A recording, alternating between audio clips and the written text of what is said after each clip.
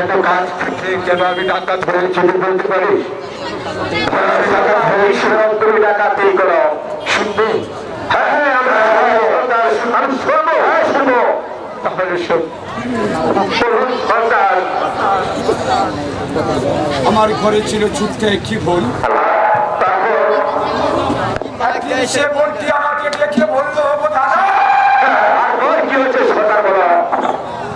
আমার যে বড্ড ক্ষুধা লেগেছে, ক্ষুধারে জ্বালা যে আমি ছটফট করছি, তুমি আমাকে এক মুঠো খাবার দাও না।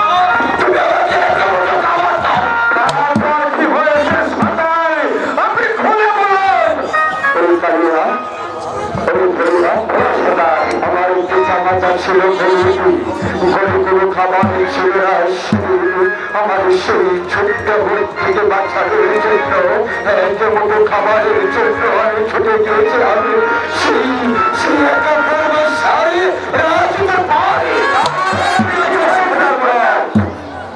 রাজদার থালি দিয়েছে, দেখেছিলাম বাচ্চার খাবারের রাজকাক্ষ পরিচালনা করছে। আমি কি বলেছিলাম খাবো না বলে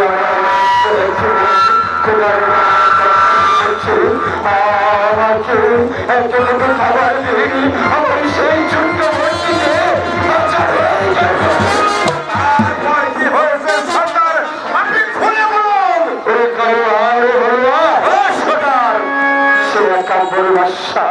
আমাকে নিজ মনে করে ছোট্ট গাছ মনে করি তাই আজ তার বাড়ি থেকে করে তাড়িয়ে দিয়েছিল। খাবারের পরিবর্তে আমার পিঠে বসেছিল। কি বললেন তারপর কি হয়েছে সরকার?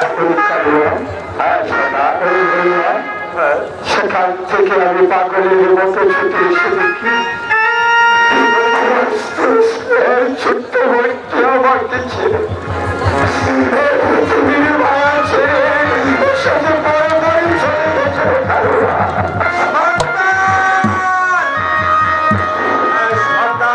আমি আপনার সাথে একবার আপনার সাথে আমি কথা বলছি সরকার।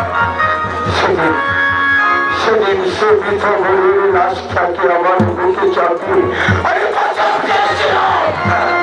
তারপর আজ থেকে আমি আর মানুষদের বাঁচবো না। আজ থেকে আমি ডাকাতি করবো, ডাকাতি ডাকাতি করতে করছে একা পড়বার সারার ভাবে চলে যাবো, একা পড়বার সারার একা পড়বার সারবার টাকা প্রমাণ করবো, টাকা পয়সা কিছু পাবো সব কিছু আমার মতো ছাড়া খাবার পাইনি তাদেরকে আমি দিয়ে দেবো। তাই হবে সরকার। আপনার সাথে আপনার সাথে থাকবো, আপনার নিয়ে আমরা কাজ করবো। তোমার কথা শুনে আমারও মনে পড়ে গেছে।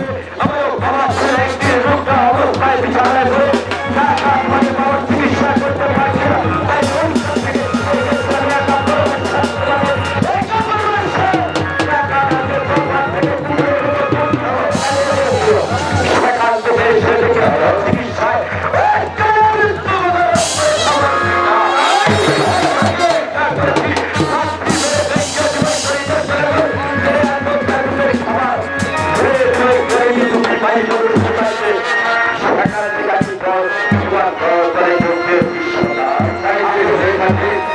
তাহলে আমার হাতে হাত রাখবে ফোন আজ থেকে আমার সঙ্গে টাকা দিয়ে করবে। ঠিক আছে সদা সেইভাবে বলবে সেইভাবে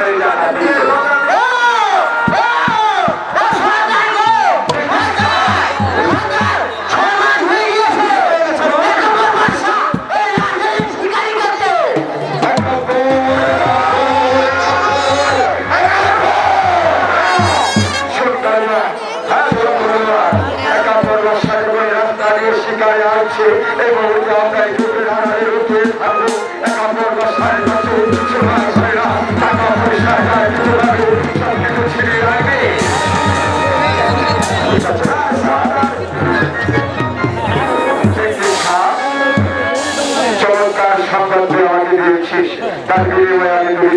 পুরস্কার দিতে পারিব এটা বুগানিদের বুগানি তাহলে চল আমরা ওই ঠিকানায় থাকি তাই সরস্বতা